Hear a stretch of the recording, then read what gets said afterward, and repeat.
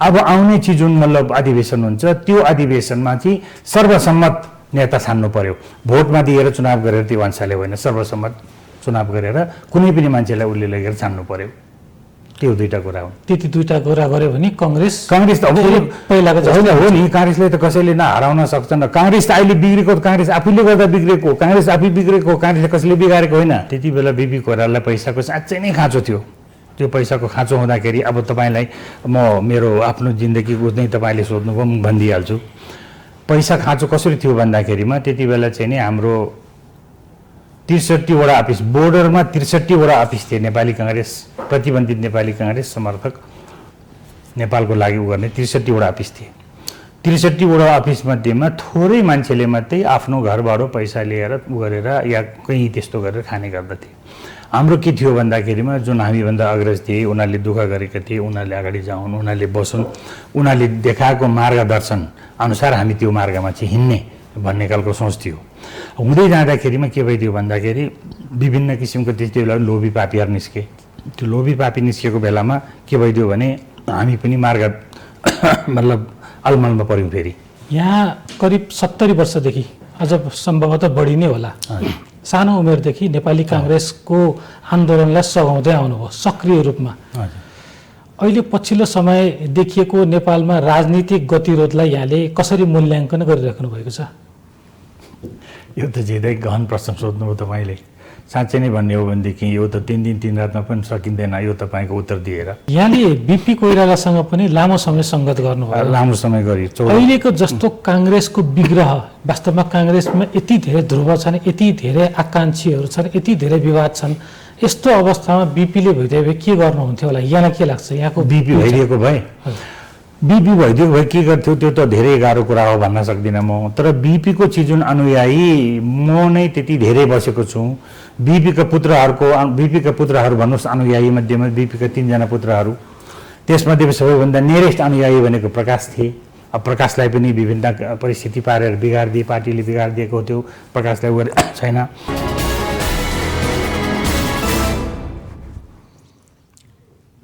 नमस्कार दर्शकबिन, स्वागत छ कार्यक्रम आजको सन्दर्भमा। म प्रताप दुलाल। दर्शकबिन, यति बेला नेपालको राजनीतिक अवस्था देखेर जनमानसमा चरम निराशाको अवस्था छ। किनभने दलगत राजनीति दिशाविहीन बन्दै गएकाले यति बेला आम जनमानसमा यस्ता खालका भावना आउनु स्वाभाविक पनि हो। किनभने नेपालमा विगत 70 वर्षको इतिहासमा पटक पटक अहिलेको व्यवस्थाका लागि लडाईँ भएका थिए। त्यस्ता लडाईँमा सरिक भएकाहरूलाई झन् कस्तो अवस्था भयो होला।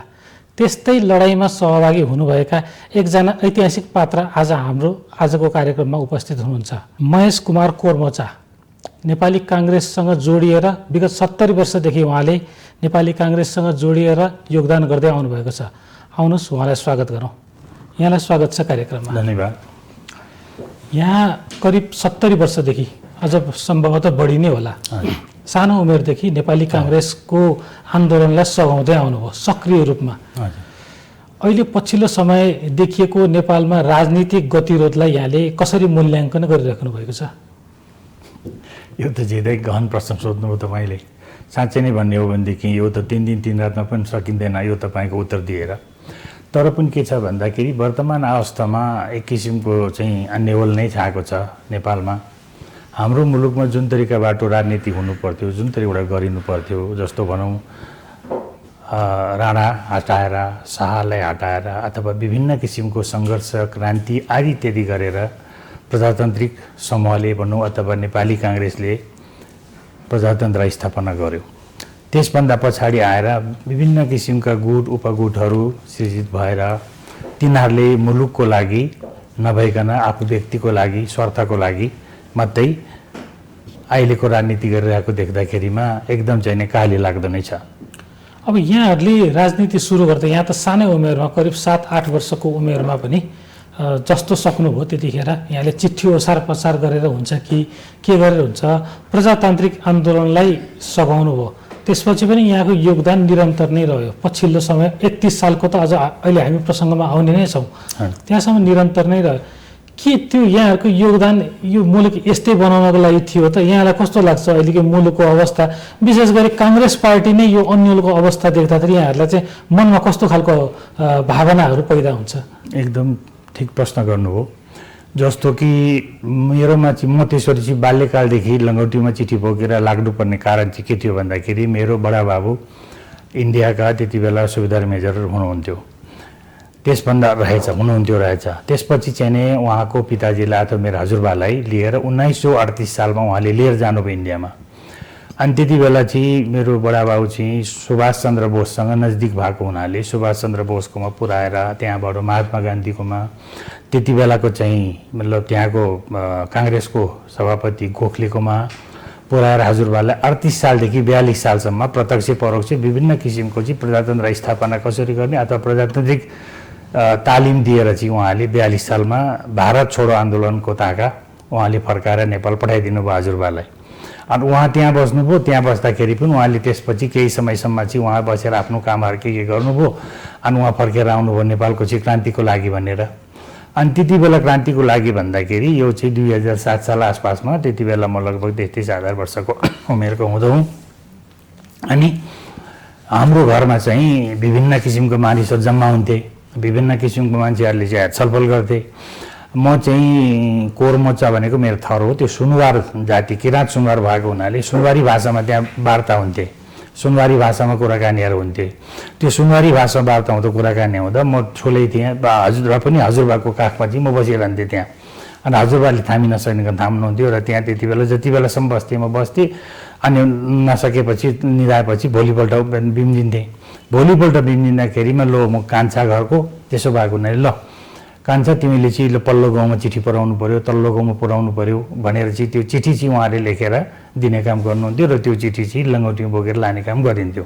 कारण के रहेछ त्यति बेलाको भन्दा पछि बुझ्दाखेरिमा 10 वर्षभन्दा मुन्तिरको जुन उमेरवाला मान्छे हुन्छन् ती मुन्तिर उमेरवाला मान्छेलाई चाहिँ मतलब त्यति बेलाको उसमा मिलिसिया टाइपको पुलिसहरू हुन्थे राणा सरकारका, कोही जुत्ता नभएका, चप्पल मात्रै भएका, कोही खाली खुट्टा भएका, तर आफूभन्दा लामो लामो चाहिँ लट्ठी चाहिँ टेकेको हुन्थे।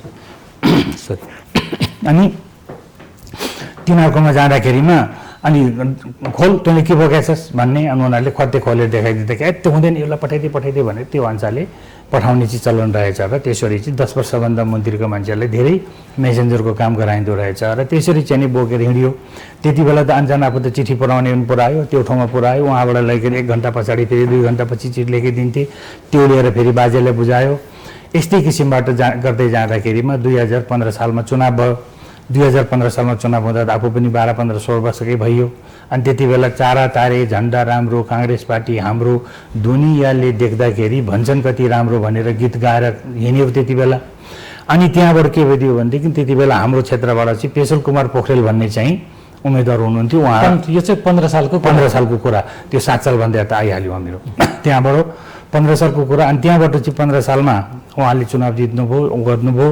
त्यहाँबाट 2017 साल आएछ। 2017 साल आउँदाखेरि एकाएक चाहिँ हामीले के भने गाउँको मान्छेले भन्दाखेरि लो तिमीहरूको राजा विश्वेश्वर प्रसाद कोइरालालाई उहाँ थुनेको छ अनि तिमीहरूकोमा पनि आउँछ भन्न थाले। कोही काका काकी, कोही बडाबाबु, कोही यस्तै हाले। अनि के गर्छ त आएर हामीलाई भन्दाखेरि तिमीहरूलाई आएर मार्छ भने। किन हामीलाई मार्छ भने तिमीहरू विश्वेश्वरको चाहिँ तिमीहरू सेना हो भनेर। अनि त्यसो भने के गर्ने त भन्दाखेरि त्यसो भनेदेखि तिमीहरू चाहिँ नि भर्ती हुन जाऊ भने। भर्ती हुन कहाँ जाने? धरानमा। अनि कुन देशबाट जाने भन्दाखेरि ब्रिटिस आर्मीमा जाने भने उनीहरूको गोजीमा चाहिँ मानव उनीहरूको गोजीमा भर्ती भएको जस्तो त्यसरी पठाउने भए। सरी।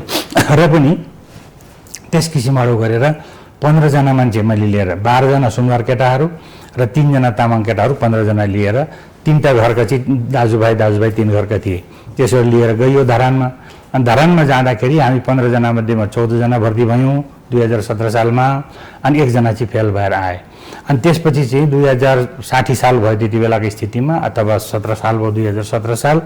अनि त्यहाँबाट चाहिँ 2068 सालमा चाहिँ फेरि त्यहाँबाट म फर्केर आएँ। 1968 सालमा फर्केर आएँ। 2024 साल नेपालको। अनि आइसकेपछि के भयो भन्दाखेरि म आउँदाखेरि साथीहरू त फेरि त्यतिकै भेटघाट भयो। लो तँ नआउँदाखेरि यहाँ चाहिँ बडो गाह्रो थियो हामीलाई, यहाँ पञ्चायतले हामीलाई मार्न आँट्यो, तँ आइस ठिक भयो, फेरि काङ्ग्रेस पार्टीमा लागेर क्रान्ति गर्नुपर्छ भन्न थाले। अनि यस किसिमबाट चाहिँ त्यो 2024 सालभन्दा पछाडि चाहिँ विदेशमा पनि घुमेर आइयो, विभिन्न चिज देखेर पनि आइयो, भाषाहरू पनि जानियो, अलिकति त्यहाँ बुझ्ने पनि भइयो। अनि त्यहाँबाट चाहिँ आएपछि अब प्रजातन्त्र चाहिँ वास्तवमा नेपालमा जुन 17 सालमा खोसिएको प्रजातन्त्र त्यसलाई पुनः स्थापना नगरिकन हामी कसैलाई चाइनाले सुत्नु हुँदैन, चाइनाले सुत्न पनि दिँदैन भन्ने उसमा लाग्यो। लागिसके पछाडि त्यहाँबाट सधैँ हामीले के गर्यौँ भने एउटा गोडा जेलभित्र, एउटा गोडा जेल बाहिर, जहिले पनि मतलब टाउकोमा कात्रो, छातीमा गोली, यस किसिमबाट चाहिँ हामीहरू त्यसरी लाग्यौँ। अथवा त्यति बेला म लागेँ, म जस्तो धेरै साथीहरू पनि लाग्नुभयो होइन। र त्यो अवस्थामा चाहिँ के छ भने अहिले त्यति काङ्ग्रेस पार्टीमा 24 सालभन्दा पछाडि जुन आएर म पार्टीमा लागेँ, त्यसपछि चाहिँ नै आधा मर्ने आधा बाँच्ने, त्यस किसिमबाट प्रत्येक सेकेन्ड प्रत्येक मिनिटमा अर्काको गोली चल्नुपर्ने, प्रत्येक सेकेन्ड प्रत्येक मिनिटमा भागेर लुक्नुपर्ने, छेकिनुपर्ने, यस किसिमबाट चाहिँ भागेर प्रजातन्त्र स्थापना गरियो। तर अहिले आएर साथीहरू के भन्छन् भन्दाखेरिमा तिमीहरू त्यति बेला चाहिँ बराजुले खाएको घिउ चाहिँ मेरो हात सुङ भनेर कहाँ हुन्छ, तिमीहरू त्यति बेला गर्यो त्यो योगदान सकियो, अब छैन तिमीहरूको भनेर अहिले त्यस किसिमबाट हामीले तिरस्कृत रूपमा हेर्छन्। यसो हुँदाखेरिमा कति मतलब मुटु दुख्छ, कति चित्त दुख्छ भने त्यति मात्रै हो न, म त बेलायतमा पनि गएर बस्न सक्ने मान्छे, म ब्रिटिस आर्मीको भएको हुनाले बेलायतमा गएर आवश्यक भिजले बस्न सक्ने। तर मलाई के छ भनेदेखि यो जुन नेपालमा पुनः प्रजातन्त्र स्थापनापछि यो प्रजातन्त्रलाई स्थायित्व नदिइकन, स्थायित्व नबनाइकन जानु हुँदैन, गर्नु हुँदैन भनेर त्यो अनुसारले पार्टीमा झुन्डेर बसिरहेको छु। यहाँ वास्तवमा स्थानीय स्तरमा कुत उठाउने राजसी खलक्कै हुनुहुन्थ्यो, मुद्दा मामिला निर्णय गर्न सक्ने। जस त्यति बेला राजाको सत्ता शासन हुँदा पनि यहाँहरूलाई मर्का, व्यक्तिगत रूपमा मर्का थिएन, हजुर सजिलै थियो। तर पनि किन प्रजातन्त्रको लडाइँमा लाग्नुभयो त? त्यति बेला हामीले देखेका थियौँ दुईवटा कुरा के थियो भन्दाखेरिमा, जति पनि हाम्रो गाउँघरमा हुँदाखेरिमा त्यो द्वारेको खालहरू हाम्रो उसमा हुँदाखेरि मेरो बाजे अत्यन्त चाहिँ नै लिबरल हुनुहुन्थ्यो। मेरो बाजेले चाहिँ मतलब मान्छेलाई जहाँ चाहिँ मतलब पैसाले हुन्छ त्यहाँ चाहिँ सानो चिजबिजले अथवा एक बोतल रक्सीले, नाम पनि भनिदिनुहोस् न। जुद्धवीर हो मेरो बाजेको नाम, जुद्धवीर कोरमा छ। अनि उहाँले चाहिँ के गर्नुहुन्थ्यो भने जहाँ पैसा चाहिन्छ, पैसा हुने ठाउँमा एक ठेकी दही अनि चाहिँ नि एक बोतल रक्सीले चाहिँ मिलाउने चलन हुन्थ्यो। जहाँ त्यो एक ठेकी दही एक बोतल रक्सीले हुन्छ उहाँले मुखले मिलाउनुहुन्थ्यो, जहाँ मुखले मिलाउन सकिँदैन त्यो चाहिँ बाहिरबाट उहाँले पठाइदिनुहुन्थ्यो। र त्यो किसिमबाट चाहिँ हामीले चाहन्थ्यौँ। तर हाम्रो छिमेकीहरूले चाहिँ गरेको शासन हामी जुन देख्दा थियौँ त्यो शासन त्यति उपयुक्त हुँदैन थियो। तुरुङ हाम्रो घरमा पनि राखेको थियो, त्यो तुरुङ राखेको थियो, त्यो तुरुङमा हाम्रो बाजेले कहिले पनि तुरुङमा थुन्नु भएन। बाजेले जस्तो कुनै दुईजना मान्छे, केटा मान्छे र केटी मान्छे दुईजना बाजाबाज गरेर आए भनेदेखि त्यो दुईजनालाई चाहिँ खानापिना दिएर रातभरि त्यो तुरुङबा कोठामा राख्नुहुन्थ्यो। ल तिमीहरू रातभरि सल्लाह गर, भोलिपल्ट बिहान चाहिँ तिमीहरू मिलेर निस्किनुपर्छ, होइन भनेदेखि तिमीहरूलाई अड्डामा चलन गरिदिन्छु भन्नुहुन्थ्यो। त्यो किसिमबाट चाहिँ त्यो संस्कारबाट चाहिँ हुर्किएको हुनाले मलाई चाहिँ त्यसरी चाहिँ यो वास्तवमा उहाँले गरेको शासन ठिक हो भन्ने एकातिर त्यो थियो। भनेदेखि अर्कोतिर ब्रिटिस आर्मीमा गएर जुन रोयल सल्युट गर्ने अथवा मतलब त्यस्तो खालको रानीलाई मान्ने, नेपालमा पनि राजा थियो भएको हुनाले यो प्रजातन्त्र भनेको यस्तो किसिमको चाहिँ शासन रहेछ, त्यस कारण यो शासनमा जानुपर्छ भन्ने चाहिँ विशेष ज्ञान भयो मलाई। त्यही भएर प्रजातन्त्रको ल्याउनको लागि तपाईँ यहाँहरूले ज्यान बाजी पनि लगाउनु भयो। अब 31 सालको काण्डमा पनि गयो, किनभने जहाँनिर यहाँसँग कुरा हुन्छ यहाँनिर टिमुर बोटे काण्ड या घटनाका विषयमा चर्चा नगरी हाम्रो संवाद पुरा पनि नहोला। किनभने त्यो घटनामा यहाँ मर्दा मर्दै बाँचेको भन्नुपर्छ। बिल्कुल। किनभने ज्यान हत्केलामा त लिएर हिँड्नु नभएको थियो, क्रान्ति भन्नु एउटा कुरा, तर जीवन मरणको दोसाँधमा पुग्नु त्यो अवस्था यहाँले नजिकबाट देख्नुभयो। यसलाई छोटकरीमा यहाँले यसो सम्झिदिनुहोस् न यो घटनालाई। अब यसमा चाहिँ के थियो भन्दाखेरि वास्तवमा अहिले पनि राष्ट्रिय अन्तर्राष्ट्रियको चलखेल छ नेपालमा, त्यति बेला पनि सम्भवतः हुँदो रहेछ क्यारे। 31 सालको ओखलढुङ्गा सशस्त्र क्रान्तिमा जानुभन्दा पहिला बिपीजीले दुईवटा कुरा सुनाउनु भएको थियो। पहिला कुरा उहाँले के भन्नुभयो भन्दाखेरिमा, क्रान्तिमा तिमीहरू जाँदैछौ, तिमीहरू क्रान्तिमा जाँदाखेरिका अवस्थामा बर्माको एउटा उदाहरण दिन्छु भन्नुभयो। बर्मामा उनु भन्ने मेरो साथी थिए, त्यो उनु भन्ने साथीलाई चाहिँ मतलब त्यस्तै राष्ट्रिय अन्तर्राष्ट्रिय चलखेलले गर्दाखेरि उनको चाहिँ पुरा टिम नै स्वाहा बनाइदियो। त्यसले गर्दा यसको लागि तिमी सचेत हौ। एक अब दोस्रो कुरा चाहिँ के छ भने एकजना विदेशी गोरा आए म कहाँ केही समय अगाडि, आउँदाखेरि उनले मलाई के भने भन्दाखेरिमा एउटा प्रस्ताव राखे, तिमी नेपालमा क्रान्ति गर्दै रहेछौ, त्यो क्रान्तिमा चाहिँ तिमीलाई चाहिने हात हतियार र आर्थिक चाहिन्छ, त्यसको लागि म तिमीलाई सहयोग गर्न तयार छु, मेरो सहयोग लिऊ भने उनले। त्यो प्रस्ताव चाहिँ विदेशीले एकजना विदेशी गोराले बिपी कोइरालालाई बनारसमा राखे। राख्दाखेरिमा बिपीले भनिदिनु भएको छ एकदम होइन म त लिन्न, किनभने मलाई विश्वास छ मेरो जिल्लाको, मेरो राष्ट्रको, मेरो व्यक्तिको, मेरो कार्यकर्ताको सबैको मलाई विश्वास छ। त्यसकारण सबै कुरामा म परिपूर्ति छु। त्यस कारणले गर्दा म लिँदा तिम्रो सहायता म सम्झौता गर्दिनँ भने उहाँले भन्नुभयो। भनेपछि अब मैले भनेको कुरा तिमीलाई पछि प्रस्ताव लाग्न सक्छ भनेर हिँडे, चेतावनी दिएर हिँडे भनेर उहाँले भन्नुभयो। अनि त्यसपछि चाहिँ हामी ओखलढुङ्गा सशस्त्र क्रान्तिमा चाहिँ गइसके पछाडि बिचमा बाटोमा धेरै उसमा भयो। तर हामीले के भयो भनेदेखि सुरुको जस्तो कुनै पनि ठाउँ पुग्नुको लागि चाहिँ नै मार्गदर्शकको आवश्यकता पर्दछ र मार्गदर्शकको निमित्त पहिलादेखि साथीहरू खटिएका थिए। जयनगरदेखि लिएर एक हुल, टोक्सेल घाट भन्नेदेखि लिएर एक हुल र ओखलढुङ्गा बजारको छेउतिर भन्दा एक हुल यसरी खटिएका थिए। अब विभिन्न कारणले गर्दा ती हाम्रो मार्गदर्शक साथीहरू समयमा पुग्न सक्नु भएन र तिनीहरूसँग भेट हुन सकेन। त्यसले गर्दा त्यो मार्गदर्शक गर्दा पनि हामीले एउटा चाहिँ बाटो मिस गरेर त्यहाँ उपलब्ध भएका साथीहरूबाट पनि सही मार्ग नपाएर त्यो हाम्रो कार्यक्रम सफल हुन सकेन भन्ने कुरामा एउटा छ हाम्रो। अर्को कुरा के छ भन्दाखेरि त्यो कार्यक्रम सफल गर्नुको निमित्त चाहिँ जुन कुराबाट पहिला सुरुदेखि गरेका थिए त्यसमा चाहिँ गर्दाखेरिमा विशेष गरिकन हाम्रो जुन योजना थियो त्यो योजनालाई चाहिँ सुरुदेखि कसैले हेरेर त्यसलाई कहाँ कसरी चाहिँ असफल बनाउन सकिन्छ भन्ने कुरामा चाहिँ त्यो मार्गमा अवरोध खडा गरेर त्यति बेलाको देशी विदेशीको जुन चलखेल कुरा हो त्यसले गर्दाखेरि पनि हामीहरू असफल भयौँ होला भन्ने कुरा मलाई लाग्छ। र यसको लागि चाहिँ पछि हामीहरू इन्डियाबाट फर्केर आइसकेपछि बिपी कोइरालाको लगभग देहाभाषणको लगत्तै पछाडि हो के अरे गणेश मानजीसँग हामी कुराकानी गऱ्यौँ। ओखलढुङ्गाको बारेमा धेरै चाहिँ प्रश्न उठ्छ, धेरै उहाँहरू हुन्छ, तपाईँहरूले पहिलादेखि पनि हामीलाई भन्नुभएको थियो। त्यस कारण यसबारेमा चाहिँ केही न केही चाहिँ साथीहरूलाई स्पष्टता पार्नु पर्यो भन्दाखेरिमा होइन गिरिजाबाबुसँग र किसनजीसँग सल्लाह गरौँ। उहाँसँग सल्लाह गरिसकेपछि हामी एकचोटि बसेर त्यसबारे छलफल गरेर निष्कर्ष निकालेर भनौँला हामीले यो भजामनी तालले मतलब उहाँलाई बताएर साध्य हुँदैन भनेर चाहिँ उहाँले भन्नुभएको थियो। अन्तमा उहाँ पनि बिदाई हुनुभयो। अब हामीहरू यस किसिमबाट अहिले छौँ। यहाँले टिमुर बोटे काण्ड के का लागि गरिएको थियो? यहाँ सशस्त्र द्वन्द्व त्यतिखेर सुरु गर्नुभएको थियो यहाँहरूले, त्यतिखेरको सशस्त्र द्वन्द्व यहाँहरू खास ब्यारेक हान्न जानुभएको थियो टिमुर बोट? होइन, हाम्रो यस्तो भएको ब्यारेक हामीले हान्ने भने ओखलढुङ्गामा हो कि जस्तो यो क्रान्ति मतलब के थियो भन्दा त्यति बेलाको स्थितिमा पञ्चायत तानाशाही सरकार थियो, त्यो सरकारलाई फ्याँक्नुपर्छ भनेर चाहिँ हामीले त्यसलाई गरेका थियौँ। र त्यस अवस्थामा चाहिँ एउटा के थियो भन्दाखेरिमा क्युबाको मनकेडा भन्ने एउटा ब्यारेक थियो। त्यो मनकेडा ब्यारेक हान्नुभन्दा पहिला चिगु बिरा र फिडल क्यास्ट्रोले प्लानिङ गरेका थिए। त्यो प्लानिङ गरिसकेपछि त्यो मनकेडा ब्यारेक पनि खास त्यति ठुलो थिएन। त्यो ठाउँ हानिसकेपछि त्यति बेलाको चाहिँ क्युबाको चाहिँ जुन हो सरकार हो त्यो सरकार चाहिँ हालिएर त्यो अनुसारले गरेको हुनाले त्यो एउटा गुरिल्ला एक्टिभिटिजको रूपमा जाने थियो। र त्यति बेला के थियो भन्दाखेरिमा कुनै पनि त्यस्तो किसिमको तानाशाहले ओगटेको देशमा चाहिँ 60 स्क्वायर किलोमिटरको चाहिँ जग्गा जहाँ चाहिँ शाही सेना बसेको होस् अथवा सेना बसेको होस् त्यस्तो ठाउँलाई कब्जा गरिसकेपछि त्यो ठाउँलाई चाहिँ संयुक्त राष्ट्रसङ्घले स्वतन्त्र घोषणा गर्न सक्ने त्यति बेला एउटा चाहिँ अवस्था थियो। अनि त्यसको लागि भनेर हामीले चाहिँ धेरै ठाउँ सर्वे गऱ्यौँ, जनकपुर गऱ्यौँ, यतापट्टि उसमा गऱ्यौँ, विराटनगरलाई गऱ्यौँ, दाङलाई गऱ्यौँ। यो सबै ठाउँ सर्वे गर्दाखेरि उपयुक्त नभएर ओखलढुङ्गा चाहिँ ठिक हुन्छ भनेर ओखलढुङ्गा सर्वे गरेर हामी ओखलढुङ्गालाई गर्नु गएको हो। र त्यसमा चाहिँ त्यही हो कि हाम्रो चाहिँ जुन मतलब मार्गदर्शक लगायत चाहिँ त्यो देशी विदेशी अथवा राष्ट्रिय अन्तर्राष्ट्रिय चलखेलले गर्दाखेरि हामीहरूलाई असफल बनाउन त्यहाँ पुगे। र त्यति बेला यदि हामी सफल भएको भएदेखि पञ्चायती व्यवस्था त्यति बेलादेखि नै फ्याँकिन्थ्यो कि त्यति 2031 सालमा नै फ्याँकिन्थ्यो। 46 सालमा आएर त फ्याँकियो, तर 2031 सालमा नै फ्याँकेर त्यति बेला प्रजातन्त्र पुनर्स्थापना हुन्थ्यो।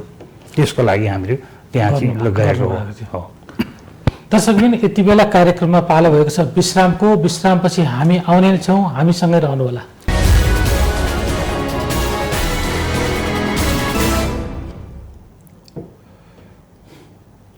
दर्शकबिन स्वागत छ कार्यक्रममा। यति बेला हामी नेपाली काङ्ग्रेससँग जोडिनुभएका पुराना र ऐतिहासिक नेपाली काङ्ग्रेससँग जोडिनुभएका व्यक्तित्व महेश कुमार कोर्मचासँग कुरा गर्दैछौँ। जस्तो यहाँले सशस्त्र द्वन्द्व पनि गर्नुभयो, विभिन्न चरण धेरै चुनौतीहरू सामना गर्नुभयो, जीवन दाउपेचमा राखेर लडाइँ लड्नुभयो र अन्ततगत 46 सालपछि प्रजातन्त्र पनि स्थापना भयो मुलुकमा। यहाँले के सपना देख्नु भएको थियो? मुलुक कस्तो बन्छ जस्तो लागेको थियो? सुरुमा त के थियो भन्दाखेरि हामीहरू प्रजातन्त्र पुनर्प्राप्ति पछाडि हामी ठुलो पदमा पुग्ने, ठुलो उद्योग गर्ने, ठुलो धन्दा गर्ने त्यो खालको सोचै थिएन। हाम्रो के थियो भन्दाखेरिमा जुन हामीभन्दा अग्रज थिए, उनीहरूले दुःख गरेका थिए, उनीहरूले अगाडि जाउन्, उनीहरूले बसुन्, उनीहरूले देखाएको मार्गदर्शन अनुसार हामी त्यो मार्गमा चाहिँ हिँड्ने भन्ने खालको सोच थियो। हुँदै जाँदाखेरिमा के भइदियो भन्दाखेरि विभिन्न किसिमको त्यति बेला लोभी पापीहरू निस्के। त्यो लोभी पापी निस्केको बेलामा के भइदियो भने हामी पनि मार्ग मतलब अलमलमा पऱ्यौँ फेरि। जस्तो 39 सालमा नै बिपी कोइरालाको देहावसान भयो। त्यसभन्दा पछाडि चाहिँ 46 साल भइसकेपछि 48 सालको चुनाव भयो। 48 सालको चुनाव हुँदाखेरिमा अब जस्तो हाम्रो सन्त नेता कृष्णप्रसाद भट्टराईलाई नै मतलब हाम्रै पार्टीभित्रकै षड्यन्त्रले गर्दाखेरि उहाँलाई चाहिँ पराजित गराइयो। त्यसभन्दा पछाडि बहुमतमा आएको सरकार जुन छ 51 सालमा त्यसलाई चाहिँ मतलब त्यसलाई चाहिँ निर्वाचन गर्ने उसमा मध्यावधि निर्वाचनमा गएर त्यसलाई पनि भङ्ग गरेर लिएर गइयो। त्यसपछि आएर फेरि हामी दोस्रो पटक चाहिँ 51 सालको चुनावमा के भयो भने अल्पमतमा हामी भयौँ। त्यस कारण यो सबै कुरा देख्दाखेरि बल्ल हाम्रो चेतना आयो कि वास्तवमा हामीले गल्ती चाहिँ गरेका रहेछौँ। किनभने हामीले हिजो त्यो पदमा जानुपर्ने परिस्थितिमा पनि हामीले चाहिँ त्यति बेला रस्साकसी गर्नु पर्दो रहेछ। त्यति बेला हामीले गरेनौँ। अगाडिको चाहिँ हामीले जस्तो सोचेका थियौँ, सोच्दाखेरि त्यो अवस्थाले त्यो हुन्छ अथवा राम्रो त्यसले गर्न सक्छ भन्ने खालको सोचे थियो, त्यो गलत भएको छ भन्ने कुरा त्यति बेला पनि मलाई महसुस भएको थियो। अनि त्यसपछि चाहिँ बल्ल अनि 56 साल आयो फेरि। अनि 56 साल आउँदाखेरि फेरि कृष्णप्रसाद भट्टराईलाई फेरि चाहिँ मतलब लक्ष्य बनाएर चाहिँ फेरि त्यहाँ चुनाव जित्ने काम भयो। त्यसपछि आएर पनि फेरि कृष्णप्रसाद भट्टराईलाई फेरि अब छोटो समयमा नै उहाँलाई निष्कासन अथवा उहाँलाई चाहिँ तिरस्कृत गरेर निकाल्ने काम भयो होइन। जस्तो कि कृष्णप्रसाद भट्टराईको के थियो भने एकातिर नखु जेलमा चाहिँ उहाँ शान्तको चाहिँ उसमा जीवन बिताएर 16 वर्ष जेल बिताउनु भएको थियो भनेदेखि अर्कोतिर चाहिँ 2048 सालमा जुन अहिले मेलम्ची भन्छ नि, यो मेलम्चीको इतिहासको बारेमा मानिसहरूलाई थाहा छैन। त्यसै गफ गर्छ मेलम्ची खानेपानी यसो उसो भन्छन्। मेलम्चीको खानेपानी कसरी आयो भने एउटा रोहिणी राज सिगदेल भन्ने मान्छे उसको सिन्धुपाल्चोकका चाहिँ वकिल थिए, रोहिणी राज सिगदेल। त्यो रोहिणी राज सिगदेल भन्ने मान्छे उसमा बस्थे, बानेश्वरमा बस्थे, म पनि बानेश्वरमा बस्थेँ। हाम्रो भेटघाट हुन्थ्यो। भेटघाट हुँदा कुराकानी हुँदा ल महेश भाइ मलाई यसपालि चाहिँ किसनजीबाट टिकट दिलाउनु पऱ्यो, म चाहिँ नि ठुलो उद्योग व्यवस्था गराउँछु भने। अनि के उद्योग व्यवस्था गराउँछु भन्दाखेरिमा मेलम्चीको खानेपानी ल्याउनुपर्छ काठमाडौँमा, काठमाडौँ खानेपानी छैन, त्यो चाहिँ आइडिया किसनजीलाई दिनु पऱ्यो भन्नुभयो उहाँले। त्यहाँबाट त्यसरी हुँदैन, कहाँ त्यो आलाकाँचा कुरा गरेर हुन्छ, उहाँ जस्तो मान्छेले त्यसो भन्नुहुन्छ भनेर अनि बाटोमा त्यहाँ हामी जिप रिजर्भ गरेर गयौँ। जिप रिजर्भ गइसकेपछि मेलम्ची जहाँ त्यो पानीको स्रोत छ त्यो ठाउँमा गएर 3-4 दिन लगाएर हामीले 2-4 जना साथी गएर हेरेर फर्केर आयौँ। त्यहाँबाट दोस्रो पटक फेरि इन्जिनियरहरूलाई लिएर गएँ मैले, खानेपानीको इन्जिनियरहरूलाई लिएर गइसकेपछि उनीहरूले पनि ठमाए होइन यो पानी ठिक छ, यो जान सक्छ, तर यसको लागि टाइम लाग्छ है, यसको लागि चाहिँ चुनाव गरेको भोलिपल्ट हुँदैन भने उनीहरूले ठिक छ यो कुरा किसिमजीले चाहिँ भन्दा क्या फरक पर्छ कि पर्दैन भन्दा पर्दैन भने उहाँहरूले। त्यसपछि एउटा सानो ब्रोसर डकुमेन्ट बनाइवरिकन किसनजीलाई बताए यस्तो यस्तो किसिमको छ। त्यस कारण रोहिणी सिगदेललाई चाहिँ त्यहाँ हामीले टिकट दिँदाखेरिमा जित्न सक्ने सम्भावना छ। जितेनन् भने पनि कमसेकम यो योजना आयो भने किसनजी यो नेपाली काङ्ग्रेसको चाहिँ ठुलो उपलब्धि हुन्छ भनेर भनिसकेपछि उहाँले ल त्यसो भनेदेखि ठिक छ भन्नु उहाँले। अनि त्यसपछि उहाँले को कोलाई सोध्नुभयो, आफ्नो विश्वासी पात्र अथवा इन्जिनियरहरू कसैलाई सोध्नुभयो होला, फेरि पठाउनु भयो होला। अनि त्यसपछि उहाँले घोषणा गर्नुभन्दा पहिला मलाई पनि बोलाउनु भयो, तिमीले पहिला यो प्रस्ताव लिएर आएको हो, त्यस कारणले गर्दाखेरि ल अब यो चाहिँ घोषणा गर्नु पऱ्यो। अब यो कुरा आप गरे बिग्रिँदैन भने पार्टी बिग्रिन्छ कि बिग्रिँदैन भनौँ, पार्टी भन्दा राष्ट्र नै बिग्रिँदैन यसमा त, पार्टी त हामी सानो हौँ, राष्ट्र ठुलो, राष्ट्र नै बिग्रिने किसिम चाहिँ भोलि हुन्छ भनेपछि उहाँले कार्यक्रममा बोलेर त्यो अनुसारले त्यो पानी ल्याउने कामहरू उहाँबाट सुरुवात भयो। तर बिचमा चाहिँ त्यो चाहिँ 4 वर्ष या 5 वर्षभित्रदेखि म्याक्सिमम 8 वर्षमा जानुपर्ने हो, तर त्यसलाई चाहिँ विभिन्न कारणले गर्दाखेरि लामो समय लाग्यो। यसो थियो हाम्रो राजनीतिको उपजको रूपमा देखियो। 20औं वर्ष लाग्यो, 20 पनि 25 वर्ष लाग्यो, 25 वर्ष लाग्यो किनभने 52 सालदेखि नै घोषणा भएका चिज थिए होइन। 48 सालमा हो, 48 सालमा हो। 48 सालमा त्यो रोहिणी राज सिगदेलले टिकट दिनुभन्दा अगाडि उसले ल्याएको, त्यसले उसलाई पनि क्रेडिट दिनुपर्छ भनेर त्यो अनुसारले गरेको हो। त्यहाँबाट कुरा अगाडि त्यहाँबाट कुरा अगाडि बढेको 78 सालसम्म आइपुगे गर्दा 30 वर्ष भयो, 30 वर्ष लाग्ने भयो। जस्तो यहाँले त्यति बेला अब भनिहाल्नुभयो नेपाली काङ्ग्रेसमा हामीले त्यागको लागि राजनीति गरेका थियौँ, विकृति आयो। अब यहाँले त मैले भनिहालेँ 7 सालदेखि 77 सालसम्मको राजनीति देख्नु भएको छ। नेपाली राजनीति सबैभन्दा विकृत भएको कहिले हो त? सबैभन्दा विकृत भएको चाहिँ यतिखेरै देखियो। हुनु चाहिँ जुन चिज अगाडि आउँछ त्यतिखेर त्यही विकृत देखिन्छ, तर पनि अहिलेको परिस्थितिमा चाहिँ राष्ट्रिय अन्तर्राष्ट्रियमा चाहिँ यतिखेरै देखियो। जस्तो कि नेपाली काङ्ग्रेसमा चाहिँ यो गत चुनावमा देखियो, नेपाली काङ्ग्रेसमा विकृत भएको र नेपाली काङ्ग्रेस इतिहासमा नै सबैभन्दा पतनको गर्तमा गएको चाहिँ यो गएको चुनावमा देखियो। त्यही चुनावमा चाहिँ लगभग 2/3 नजिक मत प्राप्त गरेर चाहिँ आएका कम्युनिस्ट पार्टीका चाहिँ मतलब जोहारीले गर्दाखेरिमा अहिलेको स्थितिमा त्यो विकृति चाहिँ देखियो। हेर्नुहोस्, यो चिज यो अवस्था देख्दा यहाँले जस्तो त्यति बेला अझै पनि पक्कै पनि यहाँलाई त्यो ताजै होला ती घटनाहरू जुन आफ्नै अगाडि ग्रेनेड पड्केका, बन्दुक समातिएका, यहाँहरू हतियार ओसार पसार गर्दा पुलिसले घेरेपछि कमलाबाई नदीमा हतियार बगेका घटनाहरू ती देख्दा अहिलेको देख्दा यहाँले कस्तो महसुस गर्नुहुन्छ? यहाँको भावना अलिकति खुलेरै बताइदिनुहोस् न। यस्तो छ कि त्यति बेलाको स्थितिमा के थियो भनेदेखि हाम्रो जिन्दगी र मृत्युको स्थिति थियो। बाँचेदेखि चिनिराज गर, मरेदेखि स्वर्गलोक जाऊ भनेर त्यो खालको स्थितिमा हुन्थ्यो। अहिलेको स्थितिमा चाहिँ के छ भन्दाखेरिमा जस्तो अब कम्युनिस्ट पार्टीहरूको नै अहिले त कुरा नगरिकन सुख छैन, उनीहरूकै सरकार छ, उनीहरूले नु गरिरहेछन्। कम्युनिस्ट पार्टीमा चाहिँ मैले देखेको 3टा स देखेको छु। पहिलो स भनेको सम्पत्ति कमाउने, दोस्रो स भनेको सम्झौता गर्ने र तेस्रो स भनेको समर्पण गर्ने। पहिलो स चाहिँ सम्पत्ति जसरी हुन्छ सम्पत्ति कमाउने, त्यस कारणले सम्पत्ति कमाऊ।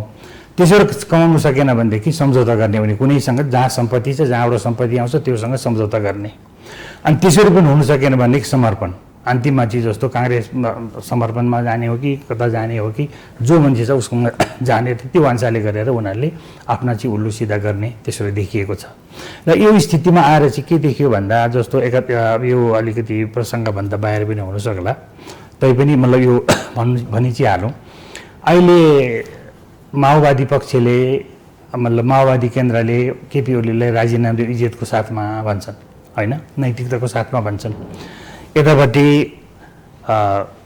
अरू पार्टीहरूले पनि दिनुपर्छ भन्छन्। अरू पार्टीहरूले दिनु जस्तो भनौँ काङ्ग्रेस र जसपाले दिनुपर्छ यदि भनेदेखि उनीहरू दुईवटा मिलेर सरकार बनाउनेमा गए भइहाल्यो नि, होइन। र यता माओवादीले दिने हो भनेदेखि माओवादीले चाहिँ किन राजनीति दिने, किन इज्जत साथ दिने भन्नु पऱ्यो माओवादीले। उसले चाहिँ सिधै यो भन्नु, सिधै उसले चाहिँ त्यो केपी ओलीलाई दिएको चाहिँ जुन समर्थन छ फिर्ता गरे भइहाल्यो नि, होइन। त्यसो पनि गर्न सकिँदैन भनेदेखि उनीहरू सिधै चाहिँ नि सदनमा गएर चाहिँ अविश्वास प्रस्ताव राख्दा भयो, किन यो रामकाली गाउने, किन त्यस किसिमबाट गर्ने, खोइ त यो खालको स्थिति जानु पऱ्यो नि, होइन। अब काङ्ग्रेसले हामी सरकार चलाउँदैनौँ भन्छ, सरकार काङ्ग्रेस नचलाउने हो भनेदेखि यिनीहरूले चलाऊ भनेर क्या, नै त खड्कापछि ओलीलाई नै समर्थन गर्नु पऱ्यो। ल तिमीले नै बदमासी गर्यो, तिमीले नै सुधार भनेर भन्नुपर्ने। चोरलाई साँचो बुझाएपछि चोर चोर्दैन होला नि त, होइन। उसैलाई नै के त जिम्मा दिनु पऱ्यो त्यो अनुसारले गरेर, होइन। उनले जिम्मा नदिने हो भनेदेखि यदि तेस्रो पार्टीले चाहिँ सरकार गठन गर्ने हो भनेदेखि अहिलेसम्मको परिस्थितिमा पहाडीहरू धेरैजना मान्छेहरू प्रधानमन्त्री भइसके, तराईवासी कोही पनि भएका छैन। त्यसले गर्दा त्यतिका तराईवासी छन्। तराईवासी हिजो चाहिँ मतलब भन्नु 7 सालका योद्धा पनि छन्, त्यसभन्दा पछाडिका मतलब 40 सालभन्दा पछाडिका योद्धाहरू पनि छन्। त्यसमा उनीहरूले दिए भइहाल्यो नि, एउटा मधेस पार्टी मान्छेलाई दिने, काङ्ग्रेसले कोकोले अथवा मतलब खड्कापछि ओलीले पनि त्यसरी समर्थन गरे भइहाल्यो नि त। त्यो परिस्थितिमा जब मलाई तिमीले मान्दैनौ यो मान्छेलाई गर भन्ने, काङ्ग्रेसले पनि गर्ने, अरूले पनि गर्ने, त्यो मान्छेले गरे भइहाल्यो नि। त्यति सहज छ त? हरेक दलमा 2टादेखि 3टासम्म प्रधानमन्त्रीका उम्मेदवार हुनुहुन्छ, होइन। सुन्नुहोस्, आखिरी पद त एउटा छ नि, पद एउटा आउँछ। जस्तो भनौँ न, मैले चाहिँ नि मतलब 2048 सालदेखि 2074-75 सालसम्म आउँदाखेरि एकपटक पनि मैले दाबी गरिनँ केन्द्रीय टिकटको लागि। किन गरिनँ? त्यो चाहिँ मभन्दा राम्रो त्यसले गर्ला, मभन्दा राम्रो मान्छे पठाउलान्, मभन्दा उनलाई गर्लान्। पद एउटा छ भने कतिजनासँग झगडा गर्ने, कतिजनासँग लडाइँ गर्ने, त्यसले गर्दाखेरि त्यसमा त उ गर्नु पऱ्यो नि त। राष्ट्रलाई यसरी चाहिँ निर्णयको बन्दीमा राख्नुभन्दा त्यो परिस्थितिलाई चाहिँ हामीले अँगालेर चाहिँ त्यसरी दिन सक्नु पऱ्यो। त्यहाँ त भन्नुहोस् न, प्रधानमन्त्री चलाउने त त्यो खालको त छन्। तर अब हेर्नुहोस्, प्रधानमन्त्री तपाईँले भनिहाल्नुभयो, प्रधानमन्त्री अझै पनि 15देखि 20 वर्ष अलराउन्ड प्रधानमन्त्री हुन सक्दैन। अलराउन्ड प्रधानमन्त्री, अलराउन्ड स्टुट प्रधानमन्त्री र जेकअप अल मास्टर अफ नोन खालको प्रधानमन्त्री हुन सक्दैन। अहिले त सबै क्वालिटी अर्काको भैसाकी टेकेरै हुने हुन्। त्यसले गर्दाखेरिमा त्यो परिस्थितिमा जसलाई राखेर गराउँदा पनि हुन्छ। तराईको एउटा चाहिँ मतलब 45 वर्षको मान्छेले बिपी कोइराला 45 वर्षमा प्रधानमन्त्री हुनुभएको थियो, त्यस्तै मान्छेलाई जुनियर मान्छेहरूलाई बनाइदिँदा पनि भयो। सोपरि भएन, ल आखिरी भनेर चाहिँ केही सिनियर नेताहरू छन् त्यहाँ पनि उनीहरूले बनाइदिँदा पनि भयो।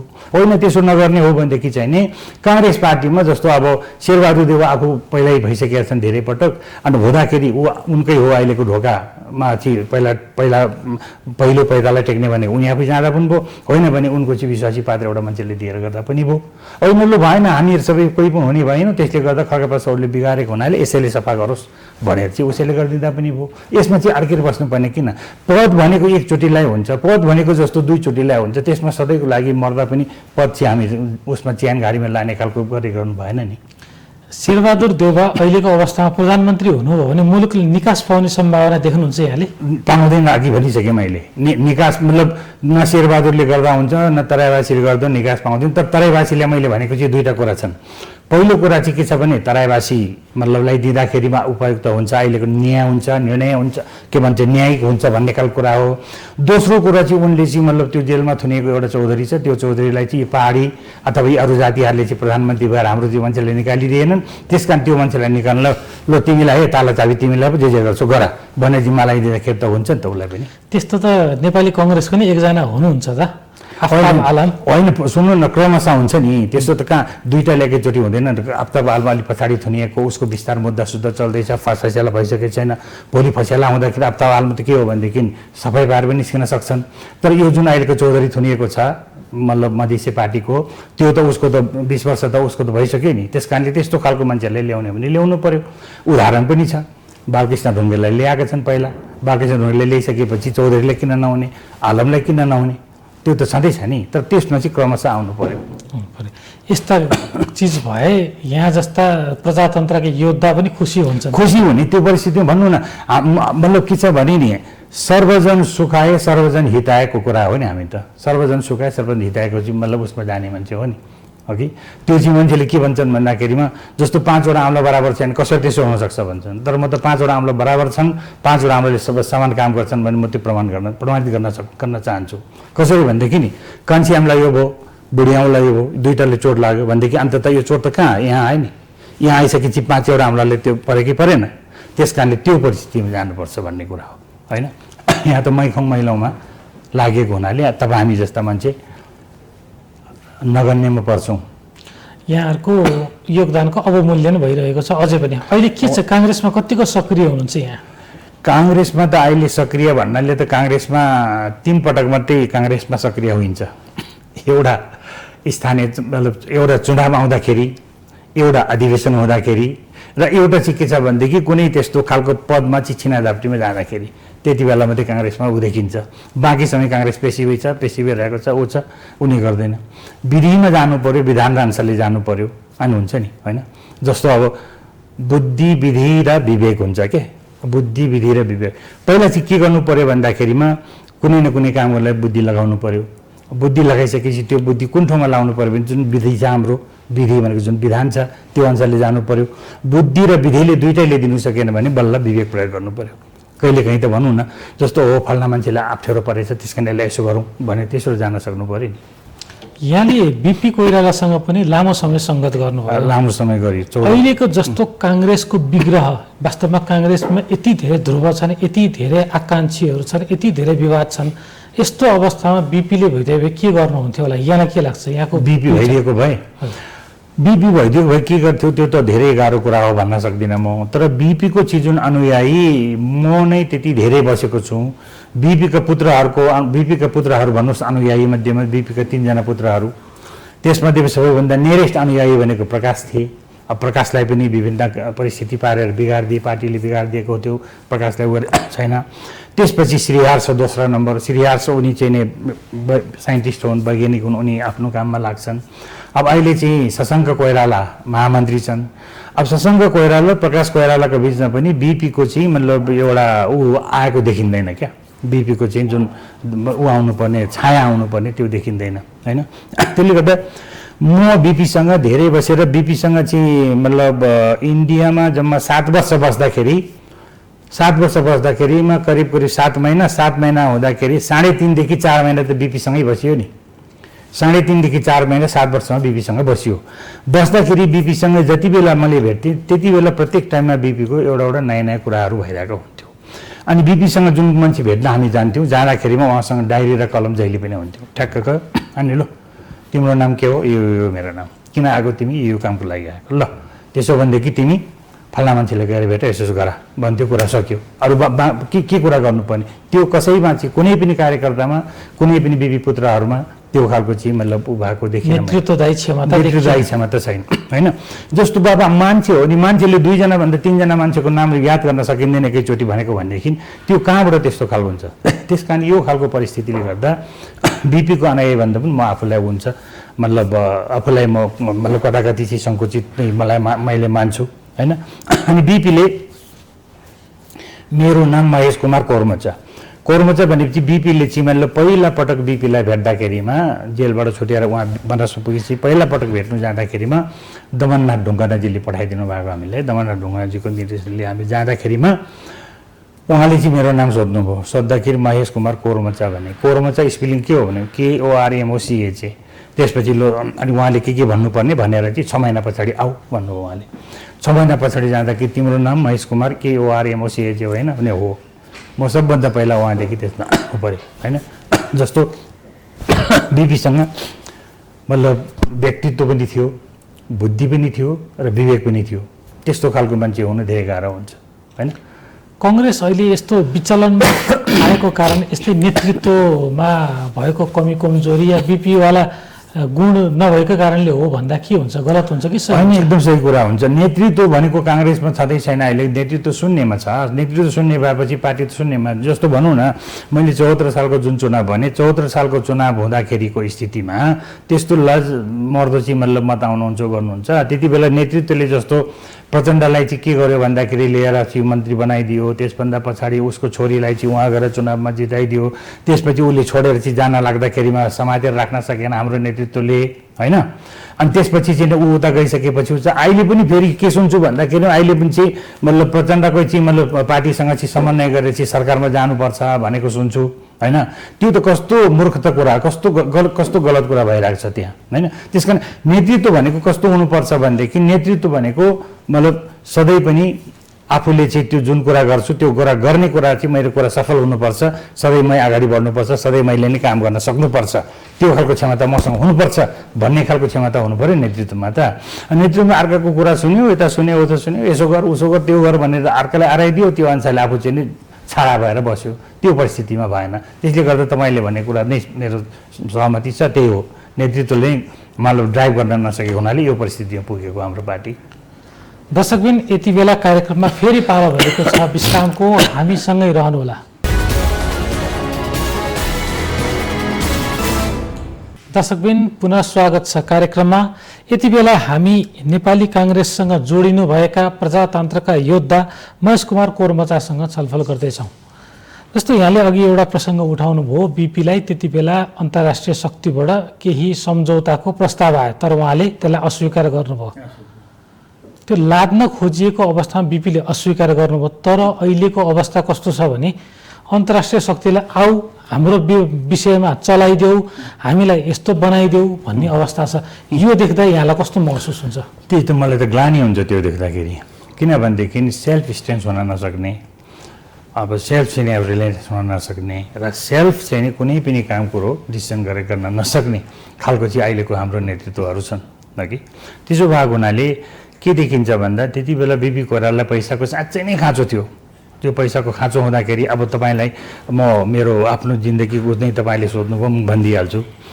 पैसा खाँचो कसरी थियो भन्दाखेरिमा त्यति बेला चाहिँ नि हाम्रो 63वटा अफिस, बोर्डरमा 63वटा अफिस थिए नेपाली काङ्ग्रेस, प्रतिबन्धित नेपाली काङ्ग्रेस समर्थक नेपालको लागि उ गर्ने 63वटा अफिस थिए।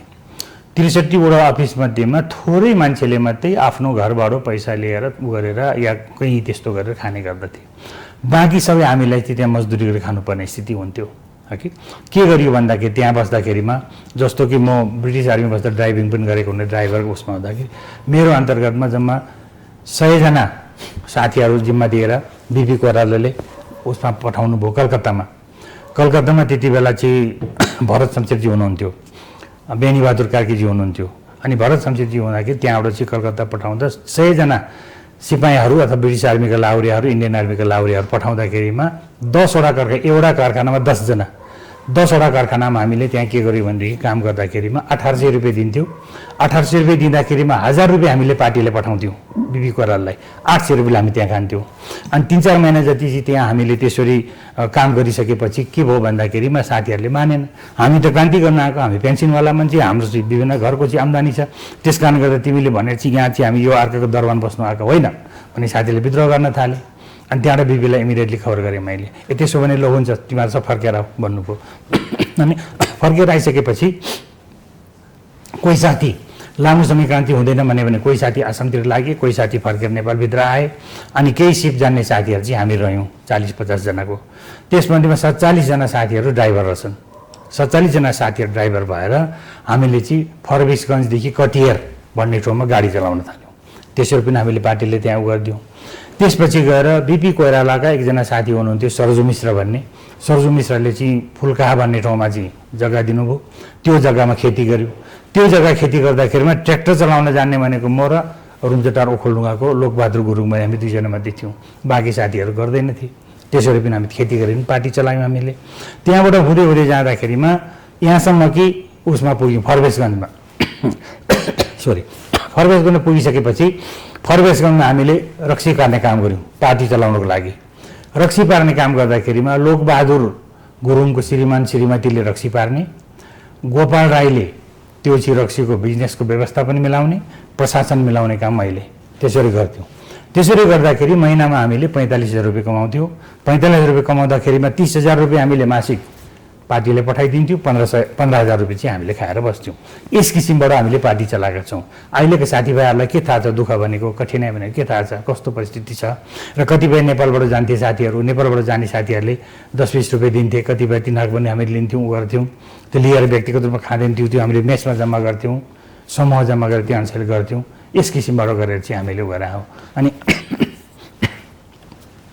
पार्टीलाई साथीहरूले अहिले सजिलैसँग पाउनु भएको छ। यहाँ बस्ने साथीहरूले सजिलैसँग पार्टी चलाएको सजिलै देख्नु सम्पर्क भएपछि पार्टीमा एकदम हो। त्यो अनुसारले अहिले त के छ भन्दाखेरि त्यति बेला चाहिँ सङ्कट थियो, अहिले चाहिँ सम्पत्ति हो कि। त्यति बेला सङ्कटमा चाहिँ हामीले भेट्नु पर्थ्यो, अहिले साथीहरू सम्पत्तिमा भेट्छन्। त्यो परिस्थितिको छ अहिले। पार्टीमा आकर्षण पनि त्यही भयो, आकर्षणै त्यही भएको छ। नत्र त अहिले पहिला यहाँहरूले जस्तो दुःख गर्नु पायो सायद पार्टी बाँकी रहँदैन थियो, रहँदैन थियो। त्यति बेलाको स्थितिमा त के उनी हुँदैन थियो नि। पार्टीको लागि चाहिँ एकदम कठिनाइ मतलब भोगेर हामीले बस्ने मान्छे त हामी त लिस्टिङमा मात्रै पर्छौँ, अघि अब उसमा पर्दैन। जस्तो बिचमा यहाँले सुरुदेखि यहाँको भनौँ न राजनीतिक करियर सुरु हुने बेलादेखि कङ्ग्रेसको लागि लाग्नुभयो, तर बिचमा यहाँले चाहिँ दल परिवर्तन गर्नुभयो। यहाँ बाबुराम भट्टराईले नेतृत्व गरेको तत्कालीन नयाँ शक्ति पार्टीमा पनि जानुभयो। के कारणले यहाँलाई त्यो शक्तिमा जाउँ जस्तो लाग्यो? त्यहाँ दुईवटा कारण पर्यो। सबभन्दा पहिलो त के छ भने 9देखि 11औँ अधिवेशनसम्म म सभापति ओखलढुङ्गामा 3 चोटि सभापति, पार्टी सभापति भएँ। अनि 11औँ अधिवेशनभन्दा पछाडि 12औँ अधिवेशनमा धेरै ठुलो षड्यन्त्र भयो केन्द्रबाट नै। धेरै ठुलो षड्यन्त्र भएर मलाई चाहिँ त्यहाँ महाधिवेशनमै हराउने काम गरियो। अनि त्यसभन्दा पछाडि 13औँमा त्यो हराउने काम गरियो तर हारिएन। र 13औँ अधिवेशनमा पनि त्यस किसिमबाट भयो। भनेपछि 13औँ अधिवेशन त्यति भइसके पछाडि अनि म चाहिँ के हो भनेदेखि म जहिले पनि म राजनीतिक कार्यकर्ता होइन, म योजनाकार र मतलब सङ्गठनकर्ता हो, प्लानर र अर्गनाइजर हो म है।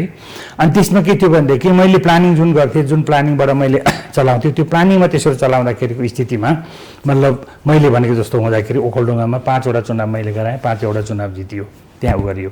तर मैले पछिको अवस्थामा चाहिँ केन्द्रले नै मलाई विभिन्न कारणले गर्दा प्रत्यक्ष परोक्ष हस्तक्षेप भयो, गर्यो अथवा के गर्यो त्यो हो छैन, तर त्यस किसिमबाट मलाई हराउने काम भयो। अनि त्यसले गर्दा त्यसपछि मैले अहिले मेरो प्लानिङ चाहिँ त्यो ठाउँमा गएर युज हुनसक्छ भन्ने कुरा मलाई एकातिर दिमागमा चढ्यो। अनि अर्कोतिर के छ भनेदेखि बाबुराम भट्टराई चाहिँ के छ भन्दाखेरि 26 सालको एसएलसीको चाहिँ फर्स्ट भएको हुनाले यता कता उसँग चिनाजाना भेटघाट पनि थियो। र उसले पनि के भन्यो भनेदेखि म पनि मतलब प्रजातन्त्रवादी भएर आएँ। कृष्ण प्रसाद भट्टराईले चाहिँ सिगरेटको खोल जस्तोमा मलाई चिठी लेखेर पठाइदिएर म इन्डियामा गएर भर्ना भएर मैले पास गरेँ। विभिन्न किसिमको डिग्रीहरू, अनि त्यसले गर्दा म पनि यसो आएको छु। म कम्युनिस्टमा फर्केर जान्न, त्यस कारण हामीहरू मिलेर चाहिँ गर्नुपर्छ। महेशजी लो तपाईँ पनि सङ्गठनकर्ता हो, तपाईँ पनि त्यस्तो योजनाकार हो, लाउनुहोस् भनेर त्यो अनुसारले चाहिँ गएर त्यति बेलाको स्थितिमा अनि सोलुखुम्बुको सनाम छिरिङ शेर्पाले पनि जाउँ भन्ने कुरा गर्यो। ऊ र हामीले 25 सालमा सँगै एसएलसी दिएको थियौँ। त्यसले गर्दाखेरि त्यो यतापट्टि पार्टीमा एकातिर त्यसरी चाहिँ नैराश्य नै भएर गएको हो त्यो, होइन। अनि अर्कोतिर के छ, उतापट्टि प्लानिङ गर्न गएको हो। त त्यहाँ जाँदा पनि के छ भने उहाँसँग जति बस्यो त्यति बस्दाखेरिमा मनमुटाव आदि त्यति कुरा चाहिँ भएन, तर प्लानिङका काम कुराहरू त्यहाँ पनि त्यति गर्न सकिएन, पाइएन र त्यसमा पनि छोडेर फेरि त्यति बेला मेरो श्रीमती बिमारी थिए, अनि छोडेर चाहिँ बस्नु पऱ्यो भनेर भन्दाखेरिमा छोडेर बस्नु पाइएन। त्यति बेला उनले पनि त्यसो मान्छे लगाए। पछि पनि चाहिँ अर्को विजय गच्छधर फेरि इन्डियामा उसँगै बसेर काम गरेको हुनाले उसले पनि, लो महेशजी तपाईँको त कहाँ हुन्छ र, अब हाइजेकिङको प्लानिङ गर्नेदेखि लिएर उसले विभिन्न किसिमको कुराहरू उसलाई थाहा थियो। त्यसले गर्दा लोकतान्त्रिकमा जोडिन पुग्यो, त्यो खालको स्थिति भएको हो। पछि फेरि यहाँलाई अन्ततगत पार्टीले जतिसुकै अवहेलना गरे पनि, जतिसुकै अवमूल्यन गरे पनि फेरि काङ्ग्रेसमै फर्किन मन लाग्यो। अनि यस्तो भयो, त्यसमा चाहिँ के भयो भनेदेखि बिचमा चाहिँ नि यो दुईटाको भयो एकता भयो। यो दुईटाको एकता भइसकेपछि अब के गर्ने भनेर चाहिँ विजय गच्छधरले त्यति बेला धर्म सङ्कटमा परेर मलाई सोधिसकेपछि मैले के भने भन्दाखेरिमा दुईटा उपाय छन्। सबभन्दा पहिलो उपाय मधेसी जनाधिकार लोकतान्त्रिक फोरममै बसेर त्यहाँ तिमी चाहिँ सभापति हुनुपर्छ, पहाडी एउटा कुनैलाई उपसभापति तिम्रो बनाएर राख, त्यसमा त्यसो गर्नुपर्छ। महन्त ठाकुरजी आउनुभयो भने महन्त ठाकुरलाई हुँदैन त्यहाँ, तिमी अन्त सिने भने तिम्रो उसमा गर्नुपर्छ। दोस्रो कुरो त्यो भएन भने ब्याक टु मङ्गलमान, नेपाली काङ्ग्रेसमा फर्किने भनेपछि उहाँले मलाई 23 असोजमा त्यो कुरा उहाँले भन्नुभयो। 25 असोजमा उहाँले मलाई लो आउनुहोस् सँगै बसेर कुरा गरौँ भन्नुभयो। अनि 27 असोजमा चाहिँ गएर फाइनल गरेर अनि नेपाली काङ्ग्रेसमा फर्किने कुराकानी भयो। अनि त्यति नेपाली काङ्ग्रेस फर्किने कुरा हुँदाखेरिमा शेरबहादुरजीसँग त्यति बेला कुरा भएको छ अलिकति, लो महेशजी अब तपाईँहरू आउनुहोस्, यतै पाउनुहोस्, यतै बसेर हामीले गरौँ भनेर उहाँले पनि भन्नुभयो। अनि त्यसपछि चाहिँ नि फर्केर नेपाली काङ्ग्रेसमा आइयो। यहाँको जीवनको एउटा ठुलो समय काङ्ग्रेसलाई दिनुभयो, फेरि फर्किनु भयो, यो राम्रै कुरा होला। र अब यहाँलाई म एउटा अन्तिम प्रश्न मात्र सोध्न चाहेँ।